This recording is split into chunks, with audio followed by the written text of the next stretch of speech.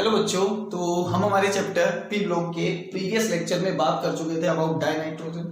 ठीक है, हम लोगों ने देखा था कि नाइट्रोजन को किस तरह प्रिपेयर किया जाता है और साथ में कुछ प्रॉपर्टीज भी हमने नाइट्रोजन की डिस्कस की थी। आज के लेक्चर में हम एक और कंपाउंड पी ब्लॉक एलिमेंट का एक और कंपाउंड डिस्कस करने वाले हैं, यानी कि नाइट्रोजन का, है ना, विच इज NH3। आपको बोर्ड पे नजर आ रहा है, ठीक है, टाइटल में भी आपने देख लिया है। आज की क्लास में हम लोग डिस्कस करेंगे about the preparation method of NH3। साथ में हम लोग डिस्कस करेंगे about the some properties of NH3। Complete properties तो नहीं पढ़ेंगे, केमिकल रिएक्शंस नेक्स्ट वीडियो में होगा। आज हम इसकी फिजिकल प्रॉपर्टीज और कुछ एक और प्रॉपर्टीज भी देखेंगे, ठीक है, NH3। बट मैं आपको NH3 के बारे में कुछ बताऊं उससे पहले इसके हाइड्राइड्स की बात कर लेते हैं। ग्रुप 15 के सारे हाइड्राइड्स की बात कर लेते हैं, है ना। आपको पता है ये ग्रुप 15 के फर्स्ट एलिमेंट नाइट्रोजन का हाइड्राइड होता है, अमोनिया बोलते हैं इसको, NH3 को। अगर मैं बाकी के और हाइड्राइड्स की बात करूं जो ग्रुप नंबर 15 से बिलोंग करते हैं, तो कौन कौन से होंगे? एक तो होगा फॉस्फीन PS3, एक होगा AsS3 आर्सिन, और एक होगा हमारे पास BiSbS3। BiS3 भी बना सकते हो, है ना, कोई इश्यू नहीं है। चलो, अगर मुझसे इन चारों को डिफरेंट मैनर में कंपेयर कराया जाए, जैसे इनके बॉन्ड एंगल्स, है ना, जैसे कंपेयर करा ले इनका बेसिक कैरेक्टर, ठीक है, या कुछ और चीज कंपेयर करा ले, है ना, बहुत सारी चीजें हैं जो हाइड्राइड के, जैसे इनका रिड्यूसिंग नेचर आपसे कंपेयर कराया जा सकता है कि किसका ज्यादा है किसका कम है। तो रिड्यूसिंग नेचर और बॉन्ड एंगल दोनों इंपॉर्टेंट हैं, दोनों को हम पढ़ भी चुके हैं। आप लोगों को ध्यान होगा, हमने ग्रुप 15 की जब केमिकल प्रॉपर्टीज देखी थी तो उनकी हाइड्रोजन के साथ रिएक्शन में हाइड्राइड्स को पढ़ा था और रिड्यूसिंग नेचर की बात कर ली थी, बॉन्ड एंगल की बात कर ली थी, ठीक है। बट एक चीज हमारे गई थी विच इज बेसिक कैरेक्टर। क्या बोला मैं? Basic character of group 15 hydride. अब अमोनिया की बात कर रहे हैं तो मैंने कहा बेसिक कैरेक्टर की बात कर ही लेते हैं, है ना। तो ध्यान से सुनो, बेसिक क्यों होंगे? पहली बात तो ये सारे नेचर में बेसिक होता है, क्यों होंगे? भाई इन सबके पास एक लोन पेयर है, इसलिए बनाया है मैंने अलग से। भाई 5 इलेक्ट्रॉन होते हैं इनके वैलेंस शेल में, 1 इलेक्ट्रॉन इन्होंने 3 इलेक्ट्रॉन इन्होंने कोवेलेंट बॉन्ड बनाने के लिए दे दिए, तो एक लोन पेयर इनके पास बचा है। इसके पास भी है, इसके पास भी है, इसके पास भी, इसके पास भी है। तो ये इस लोन पेयर को डोनेट करके एक लुईस बेस की तरह काम कर सकता है। जानते हो ना लुईस बेस किसको कहते हैं? जो अपने इलेक्ट्रॉन पेयर डोनेट कर दे, है ना, कोई बॉन्ड फॉर्म कराने के लिए, कोऑर्डिनेट बॉन्ड बनाने के लिए। तो they all can act as a Lewis base. But सवाल ये नहीं है, सवाल ये है कि इन चारों में सबसे अच्छा लुईस बेस कौन होगा? ऑब्वियसली सर वही होगा जो सबसे ज्यादा जल्दी इलेक्ट्रॉन पेयर डोनेट कर देगा। भाई जो इलेक्ट्रॉन पेयर डोनेट करे वो लुईस बेस, जो ज्यादा जल्दी डोनेट करेगा वो उतना अच्छा बेस। तो एक नजर अगर हम देखें तो देखने पर ऐसा लगता है कि Sb की इलेक्ट्रॉन नेगेटिविटी सबसे कम है, तो इसको अपने इलेक्ट्रॉन से कम प्यार होगा, ये आसानी से इलेक्ट्रॉन डोनेट कर देगा। जबकि AsS3 की इलेक्ट्रॉन नेगेटिविटी ज्यादा है, फास्फोरस की और ज्यादा है, NH3 की और ज्यादा है, तो इनको अपने इलेक्ट्रॉन से रिलेटिवली ज्यादा प्यार होगा और ये अपने इलेक्ट्रॉन ज्यादा जल्दी डोनेट नहीं करना चाहेंगे। मतलब आसानी से इलेक्ट्रॉन कौन निकाल देगा? SbS3। तो सर ऑर्डर क्या होना चाहिए? ऑर्डर होना चाहिए कुछ ये, SbH3 सबसे ज्यादा बेसिक होना चाहिए, उसके बाद AsH3, उसके बाद होना चाहिए PH3, और फाइनली अगर हम बात करें तो सबसे कम बेसिक इन हाइड्राइड्स में कौन आएगा? NH3। ठीक है सर, ये ऑर्डर होना चाहिए। और फर्स्ट टाइम तो बच्चा यही दिमाग लगाएगा। अगर आपने ये ऑर्डर मारा तो आपका गेम हो जाएगा, ये सवाल गलत हो गया। एक्चुअली में ऑर्डर उल्टा आता है। ऑर्डर क्या आता है? ध्यान से सुनो, सबसे ज्यादा बेसिक कौन होता है? NH3, उसके बाद आता है PS3, उसके बाद आएगा AsS3, और उसके बाद आएगा SbH3। मतलब ये सबसे कम बेसिक होता है, यानी कि सबसे जल्दी इलेक्ट्रॉन डोनेट करने का टेंडेंसी किसके होता है? किसके पास होता है? NH3। अब इसका रीजन क्या है सर? ये तो उल्टा हो गया। इसका रीजन क्या है? तो इसका रीजन है चार्ज डेंसिटी। क्या रीजन होता है इसका? Charge density. देखिए हम लोगों ने केवल इलेक्ट्रॉन नेगेटिविटी को देखा, है ना, हमने साइज की बात ही नहीं की। आप लोगों को पता है कि नाइट्रोजन का साइज इन सब में सबसे छोटा है, तो उसको छोटे से साइज में इन इलेक्ट्रॉन पेयर्स को होल्ड करके रखना है। जबकि मैं बात करूं यहां नीचे चला जाऊं तो इनका साइज रिलेटिवली बड़ा है, इनका शेल बड़ा होगा, ठीक है, तो ये इलेक्ट्रॉन को होल्ड करने के लिए, इलेक्ट्रॉन को रखने के लिए रिलेटिवली ज्यादा जगह दे पाएंगे।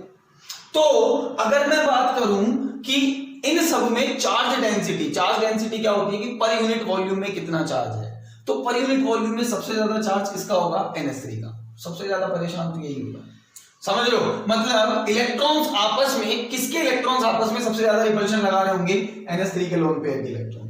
तो यहां पर कहानी इलेक्ट्रोनेगेटिविटी की तो होती है, बिल्कुल होती है, पर जब साइज सेम हो तब ना, इनका साइज डिफरेंट है तो डेफिनेटली यहां चार्ज डेंसिटी इफेक्ट करेगी। क्लियर हो रही है बात मेरी, चार्ज डेंसिटी इफेक्ट करेगी। तो ये जो दो इलेक्ट्रॉन है नाइट्रोजन के अंदर, ये ज्यादा रिपल्शन फील करेंगे एज कंपेयर टू दिस, क्योंकि यहां साइज बड़ा है तो ये आसानी से इलेक्ट्रॉन्स को निकाल सकता है। क्लियर हो गई, इनके कंपैरिजन में भी। तो यहां पर बेसिक कैरेक्टर जो आता है वो उल्टा आता है। क्या आता है, NH3 सबसे ज्यादा बेसिक होता है, उसके बाद PS3, उसके बाद AsH3 और उसके बाद SbH3। ये याद रखना बहुत ज्यादा इंपॉर्टेंट है ना। इसका ग्रुप 15 के हाइड्राइड का basic character, reducing nature, group 15 के हाइड्राइड्स का के बॉन्ड एंगल्स कंपैरेटिवली किसके ज्यादा किसके कम, ये सब बहुत इंपॉर्टेंट चीजें हैं। क्लियर हुई बात मेरी, तो आपको ये याद रखना है। चलो अब बात करते हैं अमोनिया की, है ना। ये छोटी सी बात मैंने उस टाइम नहीं बताई थी तो मैंने अभी बता दी। अब हम बात करते हैं अबाउट अमोनिया। तो अमोनिया नाइट्रोजन का हाइड्राइड होता है ना, वेरी फेमस, बचपन से पढ़ते आ रहे हो अमोनिया को। सबसे पहले हम देखेंगे about the preparation method of ammonia, कि अमोनिया को बनाया कैसे जाता है। Preparation methods of ammonia. चलो पहली जो प्रिपरेशन मेथड है वो हम लोग नहीं करते, वो अपने आप से होती है थ्रू दी बैक्टीरिया। शायद बायो वाले बच्चे समझ गए होंगे। अमोनिया एक्चुअली में अपने आप बनता है नेचर में by the decomposition of urea, by the decomposition of urea, अपने आप से बनता है by the decomposition of urea. आप यूरिया का डीकंपोजिशन कराइए या आप क्या कराएंगे, खुद से होता है decomposition by the some bacteria. शायद मेरे को नाम तो याद नहीं है, राइबोसोमल कुछ ऐसे करके नाम होता है उस बैक्टीरिया का, बायो वाले बच्चे अच्छे से जानते होंगे, है ना। तो उस बैक्टीरिया के थ्रू यूरिया का डीकंपोजिशन होता है और ट्रेसेस अमाउंट में, बहुत छोटे अमाउंट में, हाँ बहुत छोटे अमाउंट में अमोनिया मिलती है। ठीक है, क्या रिएक्शन इन्वॉल्व होता है उसमें, ध्यान से देखना, रिएक्शन थोड़ा सा इंपॉर्टेंट है। रिएक्शन क्या इन्वॉल्व होता है, यूरिया जो कि एनवायरमेंट में प्रेजेंट है ना, सॉइल में प्रेजेंट है, पहले बैक्टीरिया इसको डिकम्पोज करते हैं इनटू अमोनियम कार्बोनेट, NH4 का होल ट्वाइस CO3। ठीक है, फर्दर इसका डिकम्पोजिशन होता है अमोनियम कार्बोनेट का, और अमोनियम कार्बोनेट का डिकम्पोजिशन करके बैक्टीरिया क्या क्या प्रोड्यूस करते हैं, NH3 CO2 और साथ में कुछ अमाउंट में क्या बनता है, वाटर। मैं अगेन कह रहा हूं कि यहां से जो अमोनिया बना वो बहुत ट्रेसेस अमाउंट में होता है, बहुत थोड़े अमाउंट में होता है। क्लियर हुई बात मेरी। अच्छा, अब ये रिएक्शन इंपॉर्टेंट क्यों है, ये रिएक्शन इंपॉर्टेंट इसलिए है क्योंकि यहां पे जो तीन प्रोडक्ट बने, ध्यान से समझो, उसमें NH3 का नेचर होगा बेसिक। NH3 क्या है, लुईस बेस है। ठीक है, CO2 आप जानते हो नेचर में एसिडिक होती है, और वाटर नेचर में कैसा होता है, न्यूट्रल। ठीक है, तो यहां पर जो आपको प्रोडक्ट मिले ना तीन, उन तीन प्रोडक्ट में एक एसिडिक है, एक बेसिक है और एक न्यूट्रल है। तो इस रिएक्शन का यूज करके वो आपसे कई तरह से क्वेश्चन बना के पूछ सकता है ना। वो कह सकता है आपसे कि एटमॉस्फेयर में, है ना, एक बैक्टीरिया किस सब्सटेंस का डिकम्पोजिशन करके बेसिक, एसिडिक और न्यूट्रल तीनों तरह के कंपाउंड्स फॉर्म करता है ना। तो यूरिया का डिकम्पोजिशन करके ऐसी रिएक्शंस और भी आएंगी जिसमें इस तरह के प्रोडक्ट बनेंगे, बट अगर बैक्टीरिया वगैरह का नाम कहीं पे आ जाए तो डेफिनेटली आपको क्या मार के आना है, यूरिया। ठीक है, तो पहला प्रिपरेशन का मेथड ये था, है ना, जो कि अपने आप से होता है नेचर में। सेकंड, आप इसे बता सकते हो स्मॉल स्केल पे, अगर आप इंडस्ट्रीज में थोड़ा सा आ जाए तो स्मॉल स्केल पे, on small scale ammonia can be form, ammonia can be form by decomposition of ammonium salt, कोई भी अमोनियम सॉल्ट ले ले, कोई भी आपकी मर्जी करे, जो उसको किसी एल्केली के साथ डिकम्पोज करा दे, आपको अमोनिया मिल जाएगी। एग्जांपल लेते हैं, जैसे NH4Cl एक अमोनियम सॉल्ट है। ठीक है, इसको मैंने डिकम्पोज कराया विद CaOH का होल ट्वाइस। ठीक है, COH का होल ट्वाइस। अब NH4Cl जानते हो होता क्या है बेसिकली, NH4Cl होता है बेसिकली NH3 प्लस HCl, ये तो होता है। अरे हाँ कि ना, NH3 का एसिडिक सॉल्यूशन ही तो NH4Cl होता है, सही है। तो होगा क्या, HCl रिएक्ट करेगा किसके साथ, COH का वोल्टेज के साथ, और यहां से NH3 फ्री हो जाएगी, यही बनाना था हमें। तो NH3 छोटे मोटे स्केल पर आप इससे बना सकते हो। HCl रिएक्ट करेगा COH के वोल्टेज के साथ, तो बताओ जरा क्या बनेगा, एक तो आपके पास बन जाएगा वाटर और साथ में क्या बनेगा, CaCl2, अरे salt plus water, acid base reaction हो जाएगी दोनों की, जबकि यहां से NH3 फ्री हो जाएगा। जैसे एक एग्जांपल और देख सकते हैं आप, NH4 का वोल्टेज SO4 अमोनियम सल्फेट, इसको मैंने रिएक्ट कराया विद NaOH, तो NaOH के साथ रिएक्ट करेगा, ध्यान से देखो अगेन ये क्या है एक्चुअली में, NH3 प्लस H2SO4, यही तो है। NH4 का वोल्टेज SO4 2 माइनस, ऐसे ही तो ब्रेक करेगा ये, ठीक है। तो NH3 प्लस H2SO4, ये NH4 का वोल्टेज SO4 है। ये सॉल्ट कैसे बनता है, इस तरह से बनता है, ठीक है। तो ये टूटेगा भी इस तरह, कैसे, यहां से NH3 रिलीज हो जाएगी, 2 मोल्स ऑफ NH3 रिलीज हो जाएंगे, H प्लस जाएगा OH माइनस के साथ, तो क्या बनेगा, वाटर, बैलेंस आप कर सकते हैं, 2 मोल्स वाटर के बनेंगे यहाँ पे, है ना, और साथ में बनेगा Na2SO4, क्या बनेगा, Na2SO4। बैलेंस कर लेना, एग्जाम में अगर रिएक्शन ही पूछी जाती है तो आपको बैलेंस रिएक्शन लिख के आनी है। क्लियर हो गई बात मेरी, ठीक है। तो सेकंड मेथड ये होता है, अब किसी भी अमोनियम सॉल्ट को डिकम्पोज कीजिए in the presence of a alkali, तो आपको कुछ अमाउंट में क्या मिलेगी, अमोनिया, लेकिन ये कुछ अमाउंट में मिलेगी, ध्यान रखना, है ना, लार्ज स्केल पर ये मेथड काम का नहीं है। चलो फर्दर बात करते हैं। थर्ड हम बात कर सकते हैं very famous reaction by the Haber's process. हाँ जी, बहुत फेमस रिएक्शन है बाय हेबर्स प्रोसेस। हाँ भाई, N2 plus H2 gives NH3, बिल्कुल सर हमें याद है, शाबाश, बहुत बढ़िया। तो रिएक्शन नंबर थर्ड,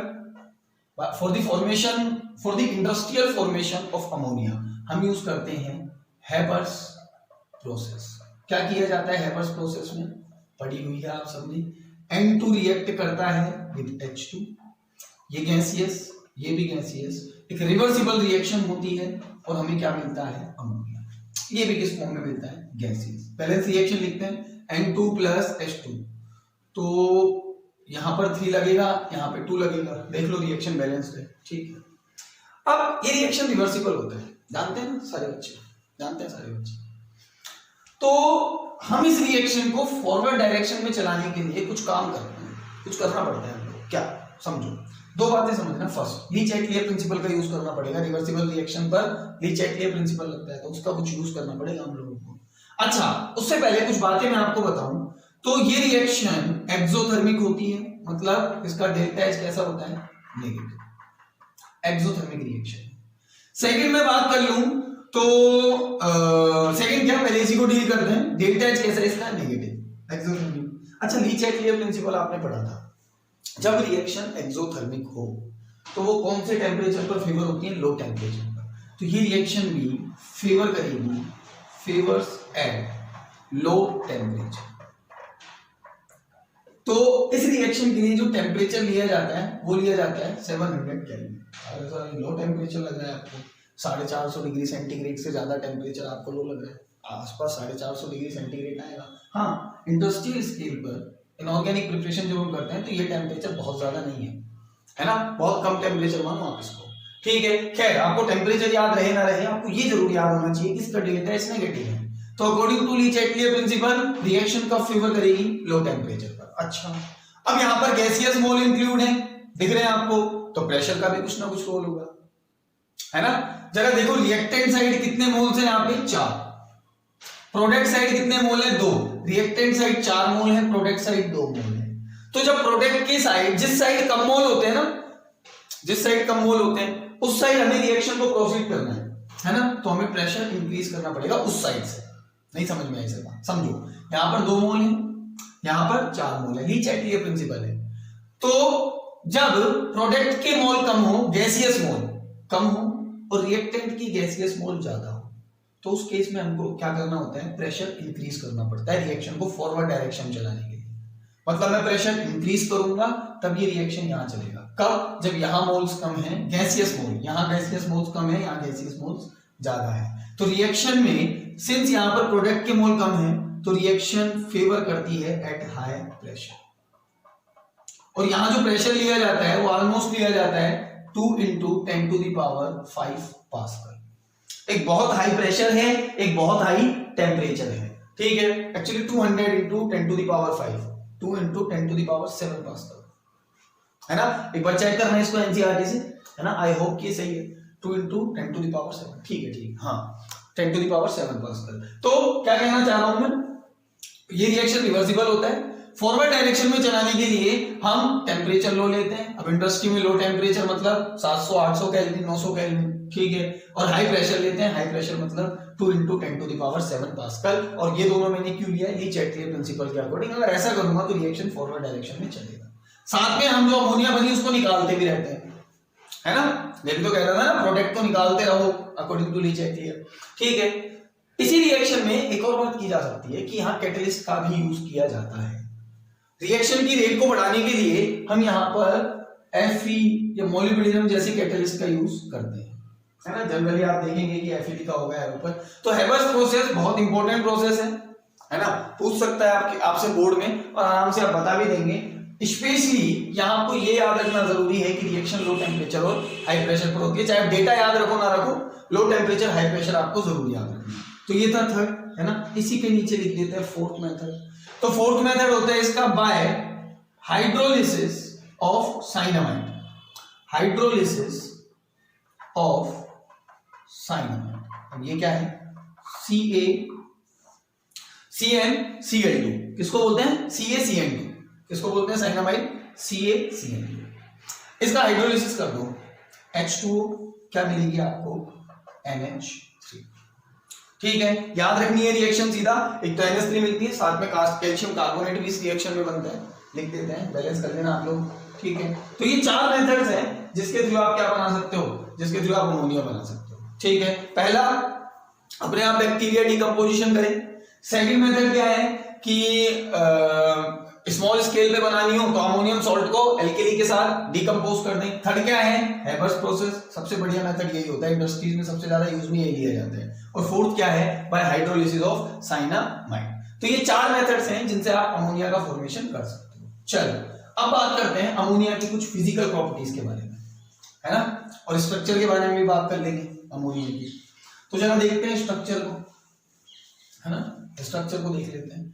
तो देखिए स्ट्रक्चर क्या है अमोनिया का, स्ट्रक्चर और ज्योमेट्री कह दो of ammonia, NH3, ammonia NH3। अच्छा तो हाइब्रिडाइजेशन बताओ पहले तो इसका। अमोनिया में हाइब्रिडाइजेशन क्या होगा, अरे गांव का बच्चा बच्चा जानता ही बात कि इसका हाइब्रिडाइजेशन होता है sp3, है ना। हाइब्रिडाइजेशन आपको निकालना नहीं आता तो उसके लिए बहुत आसान सी ट्रिक है कि आपको क्या करना होता है, आपको जितने भी वैलेंस इलेक्ट्रॉन है वो काउंट कर लेना है मॉलिक्यूल्स के अंदर। यहां पर आपको पता है 5 तो वैलेंस इलेक्ट्रॉन नाइट्रोजन के अंदर होते हैं और हाइड्रोजन के अंदर होता है 1। हाइड्रोजन के लिए वैलेंस इलेक्ट्रॉन 1 ना गिन के 7 गिनते हैं। समझाते हैं थोड़ा सा इसके बारे में। क्या कहा मैंने कि कोई दूसरा एग्जांपल लेते हैं। मैंने कहा जैसे HCO2F2, मुझे यहाँ हाइब्रिडाइजेशन निकालना है जीनोम का, है ना। तो मैं बहुत आसानी से निकाल सकता हूँ। कैसे निकालूंगा, ट्रिक है इसका, वैलेंस इलेक्ट्रॉन गिनो सारे। भाई जीनोम के पास कितने होते हैं 8, ऑक्सीजन के पास कितने होते हैं 6, 2 ऑक्सीजन है तो 6 2 12, सही है। एक ऑक्सीजन के पास 6 वैलेंस इलेक्ट्रॉन होते हैं तो 2 के पास 12, फ्लोरीन के पास होते हैं 7, तो 7 2 14। सबको सम कर लो, 12 8 20 और 24 34। जो भी आया उसको डिवाइड करो 8 से, डिवाइड किया 8 से, तो यहां पर कोशिएंट आ रहा है 4, ठीक है, प्लस जो रिमाइंडर आ रहा है उसको प्लस करके लिख दो। यहां तो कोशिएंट तो 4 आ रहा है, 4 टाइम 4 टाइम्स आ रहा है ना, 8 4 32, 2 बच गया रिमाइंडर, जो भी रिमाइंडर बचा उसको 2 से डिवाइड करो, ठीक है। रिमाइंडर को काट दो आपस में, कट रहा है तो जो भी क्या कह रहा हूं, कोशिएंट आया उसको ऐसे कैसे लिखो, जो रिमाइंडर आया उसको 2 से डिवाइड कर दो, ठीक है। तो 2/2 1। अब ये बताएगा बॉन्ड पेयर्स को जो कोशिएंट है, और जो रिमाइंडर को 2 से डिवाइड करने के बाद आया ना ये बताएगा लोन पेयर, और दोनों का सम किसको बताएगा, दोनों का सम बताएगा हाइब्रिडाइजेशन। किसको बताएगा, हाइब्रिडाइजेशन। ये ट्रिक आप किसी भी कंपाउंड पर लगा सकते हो जिसमें एक सेंट्रल एटम है, हाइब्रिडाइजेशन। आपको 3 फायदे हैं इस ट्रिक से, आपको बॉन्ड पेयर पता लग जाएंगे, लोन पेयर पता लग जाएंगे, हाइब्रिडाइजेशन पता लग जाएंगे, ठीक है। अगर आपको ये चीज समझ में नहीं आई तो आप मेरे को बोलना, मैं अलग से इसका एक वीडियो बना दूंगा कुछ एग्जांपल्स के साथ, ठीक है, तो bond pair plus lone pair और ये क्या बनाएगा हाइब्रिडाइजेशन। तो 4 + 1 5 हो गया, bond pair plus lone pair, 5 orbitals मतलब एक s का 3 p के और एक d का, तो हाइब्रिडाइजेशन क्या हो जाएगा sp3d।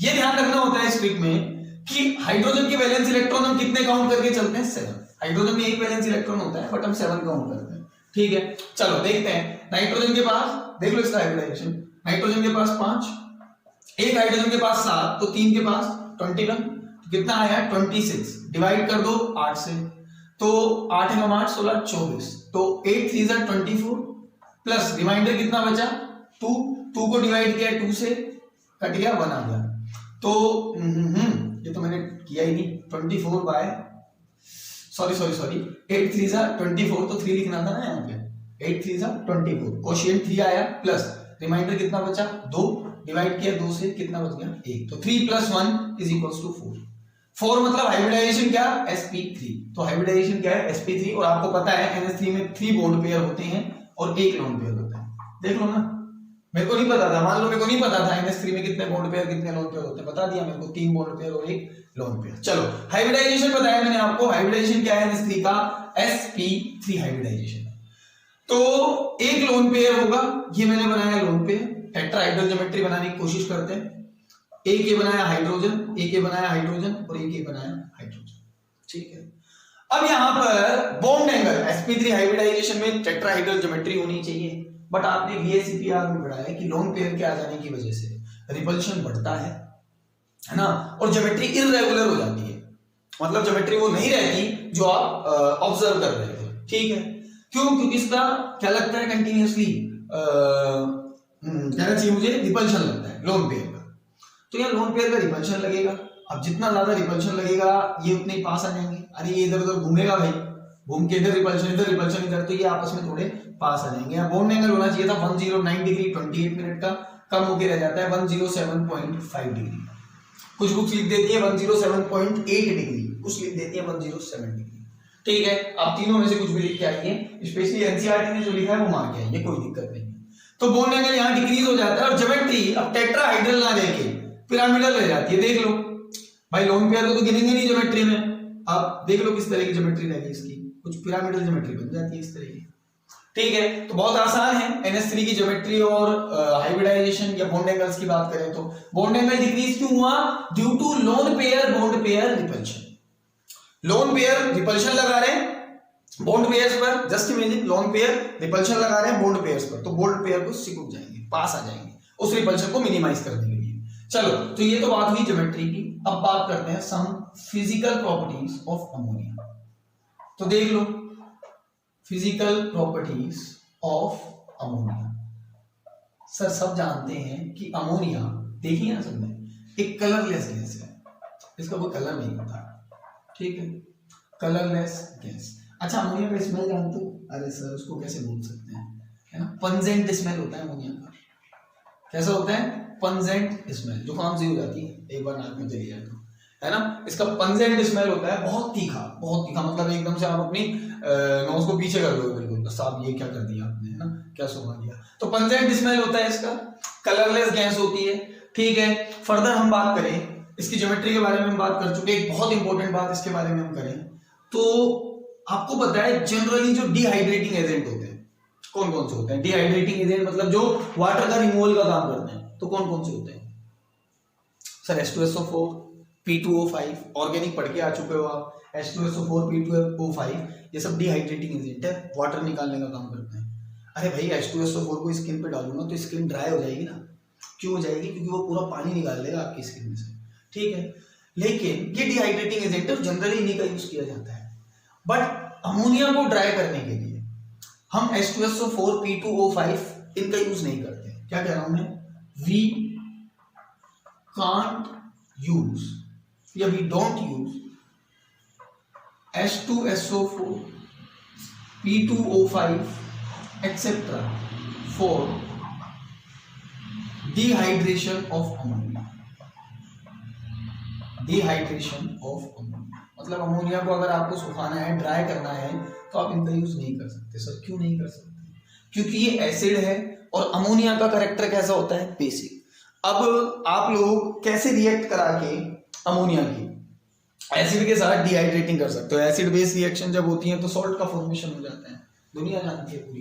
क्यों नहीं कर सकते ये काम? क्योंकि अगर मैंने NH3 को डिहाइड्रेट करने की कोशिश की विद H2SO4, ठीक है, तो ये दोनों आपस में रिएक्ट कर जाएंगे और रिएक्ट करके सॉल्ट बना देंगे, रिएक्ट करके सॉल्ट बना देंगे। NH3 और H2SO4 हो गया, कौन सा सॉल्ट बनेगा इनका? ये बनाया था हम लोगों ने, NH4 का होल्टॉइस लिख देते ना, NH4 का होल्टॉइस SO4।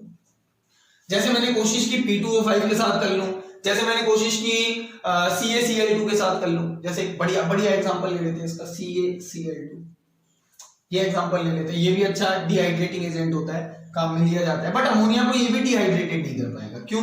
क्योंकि अमोनिया CaCl2 के साथ रिएक्ट करेगा और CaCl2 के साथ रिएक्ट करके एक अडक्ट बना देता है, NH3.CaCl2।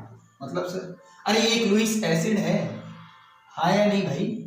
हाँ, ये लुईस एसिड है। ये क्या है? लुईस बेस है। ये इलेक्ट्रॉन लेना चाहता है, ये देना चाहता है, तो ये अपने इलेक्ट्रॉन्स को कोऑर्डिनेट कर देगा, अडक्ट बन जाएगा दोनों के बीच में, NH3.CaCl2। ठीक है, तो आपको ये चीज ध्यान रखनी है फिजिकल प्रॉपर्टीज के अंदर ही। ठीक है, अगर आप यूज में लेना चाहो P2O5 तो भी ये काम नहीं होगा, क्योंकि वहां भी रिएक्शन हो जाएगा। तो सर हम ड्राई कैसे करेंगे इसको?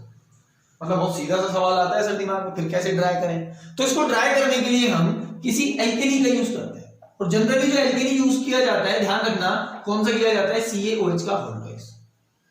अब देखो जरा, NH3 क्या है? एक बेस है। मैंने इसको ड्राई किया किसके साथ? CaOH का होल्टॉइस के साथ। तो दोनों की आपस में कोई रिएक्शन नहीं होगी। क्यों? क्योंकि यार ये भी बेस है और ये भी बेस है।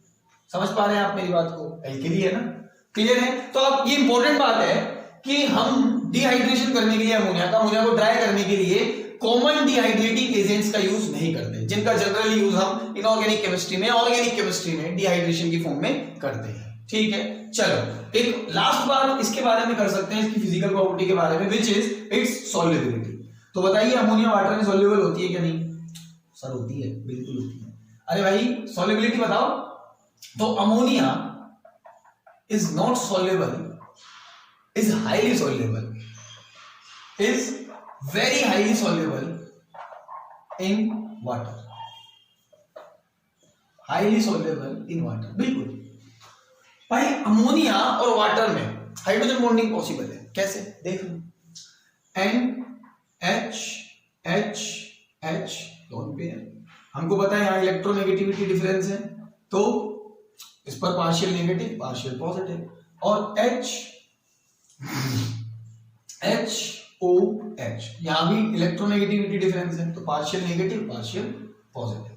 ठीक है, तो इसके ऑक्सीजन और इसके हाइड्रोजन के बीच में क्या होगा? कुछ इंटरेक्शन होगा, डाइपोल डाइपोल इंटरेक्शन कह सकते हो आप इसको, है ना। और इस हाइड्रोजन बॉन्डिंग की वजह से आगे ये हाइड्रोजन बॉन्डिंग करेगा, ये है ना, क्या बोलते हैं हाइड्रोजन बॉन्डिंग को? Intermolecular H bonding.